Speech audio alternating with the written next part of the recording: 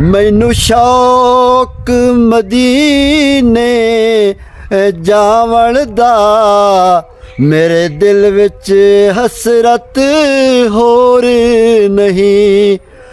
मैनू शौक मदीने जावण दा मेरे दिल विच हसरत होर नहीं। आका तेरी मर्जी है साडा ते कोई जोर नहीं।